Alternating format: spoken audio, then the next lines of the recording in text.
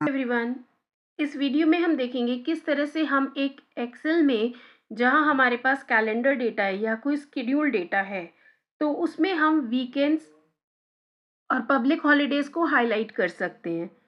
यहाँ हमें ऐसी ज़रूरत कब पड़ती है जब एचआर को इस तरह की शीट बना के मंथली बेसिस पे या 3 मंथ्स में, 6 मंथ्स में और 1 ईयर के लिए स्केड्यूल बना के एम्प्लॉयज़ को देना होता है to fill their task sheet.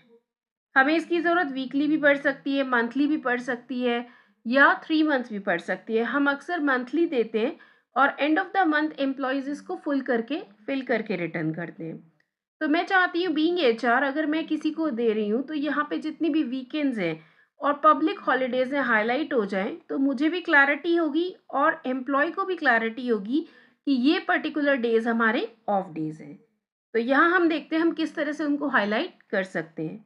यहाँ मैंने एग्जाम्पल लिया है जहाँ पर मैंने 1 फरवरी से 19 फरवरी तक का स्केड्यूल लिया है। यहाँ एक पोर्शन में मैंने शीट के अपने पब्लिक हॉलीडेज कॉपी किए हैं। Like there are 3 public holidays in this month. तो हम इनको यूज़ करेंगे। मैं इसके लिए एक फॉर्मूला यूज़ करूँगी जिसको मैं पहले एक अलग सेल में आपको करके दिखाऊँगी रन करके, फिर हम उसको फॉर्मेटिंग के लिए यूज़ करेंगे सेम फॉर्मूला। तो यहाँ हम यूज़ करेंगे, ये मेरे पास ब्लैंक कॉलम है, तो यहाँ मैंने किया equal network days dot INTL। हम यहाँ INTL को यूज़ करेंगे। Start date first row, end date second row, third is weekend. अब ये पूछ रहे कि आपका वीकेंड कौन सा होता है। कंपनी हॉलीडे सैटरडे संडे भी हो सकती है, संडे मंडे भी हो सकती है, ओनली संडे भी हो सकती है, ओनली मंडे भी।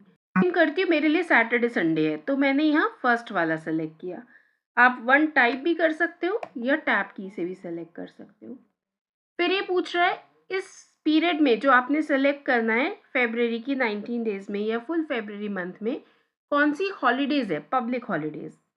तो मैंने ये रेंज सेलेक्ट कर ली, ये हॉलीडेज हैं। That's it. अब इसको एंटर करने से पहले हमें बहुत जगह सेल रेफरेंस चेंज करना होगा। कहीं एब्सोल्यूट बनाना है, कहीं रिलेटिव बनाना है। वो मैं आपको बताती हूँ कहाँ बनाएंगे। जैसे सबसे पहला आर्ग्यूमेंट है A2। हमें इसमें ए कॉलम फिक्स करना है, रो नंबर बढ़ानी है, वो 2 3 4 5 6। तो मैं सिर्फ इसके आगे डॉलर लगा दूंगी। इसी तरह से एंड डेट भी सेम रखनी है, ए कॉलम वही रहेगा, 2 3 4 रो नंबर बढ़ेगा, तो मैं इसके आगे डॉलर लगा दूंगी। H2 से लेके H4 में रो नंबर भी फिक्स रहेगा और कॉलम नंबर भी, चाहे हम किसी भी मंथ की किसी भी डेट की बात करें इस मंथ में।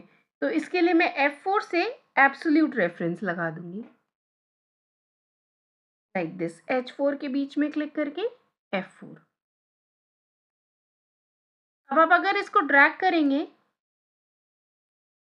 तो आप देखेंगे कि जो हॉलीडेज हैं उनके आगे 0 है, जो वर्किंग डेज हैं उनके आगे 1 है। ठीक है। अब हम इसको फॉर्मेटिंग के लिए कैसे यूज करेंगे। सबसे पहले हमने जो फॉर्मूला लगाया था, हम इस फॉर्मूला को जाके कॉपी करेंगे एंड प्रेस एंटर। अगर आपने एंटर प्रेस नहीं किया तो आपका एक्चुअल फॉर्मूला हिल जाएगा। नेक्स्ट हम इसको सेलेक्ट करेंगे रेंज ऑफ डेटा, जहां हमें हाईलाइट करना है। हमें ये पूरे रेंज एम्प्लॉय से फिल करानी होती है। कंडीशनल फॉर्मेटिंग के अंदर हम सेलेक्ट करेंगे न्यू रूल। न्यू रूल में जाके हम यहाँ सेलेक्ट करेंगे use a formula, last option. जो फॉर्मूला हमने वहां से कॉपी किया था उसको यहाँ पेस्ट कर देंगे, कंट्रोल V। साथ में हमें लगाना होगा not equal to 1। Not equal to 1 इसलिए क्योंकि अगर हमने इसको ऐसे ही छोड़ दिया तो ये वर्किंग डेज को हाईलाइट कर देगा जो ट्रू है, 1 है। हमें क्या करना है, हमें उनको हाईलाइट करना है जो ऑफ है, वीकेंड है या पब्लिक हॉलीडे है। इसलिए मुझे लिखना है नॉट इक्वल टू 1, मतलब जो 0 है। आपको फॉर्मेटिंग क्या करनी है, आप कुछ भी सेलेक्ट कर सकते हो। यहाँ मैं सेलेक्ट करूंगी सिंपली येलो हाईलाइट कर दे, येलो फिल कर दे। Okay okay. आप यहाँ देख सकते हैं जितने भी वीकेंड्स हैं उसने क्या किया, येलो हाईलाइट कर दिए, क्योंकि हमने ही उसे बोला था कि सैटरडे संडे या वीकेंड्स। बीच में जो एक पब्लिक हॉलिडे हुई उसने उसको भी क्या कर दिया, हाईलाइट कर दिया। इसी तरह से 19th भी एक पब्लिक हॉलिडे थी जिसको उसने हाईलाइट कर दिया। इसके बाद हम चाहें तो इनको इस कॉलम को सेलेक्ट करके यहाँ से डेटा हटा सकते हैं। हम यहाँ कर देंगे क्लियर कंटेंट्स, तो सेल एज इट इज रहेंगे बट डेटा क्लियर हो जाएगा।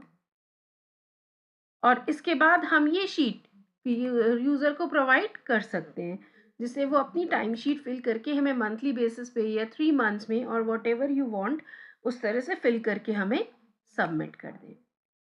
So this is the best way to represent the task sheet to time sheet to employees. So they will fill that, and it is very clear for employee and HR both that which are working days and which are holidays. So I hope you like this video. If you to my channel and like, share and comment. Thank you.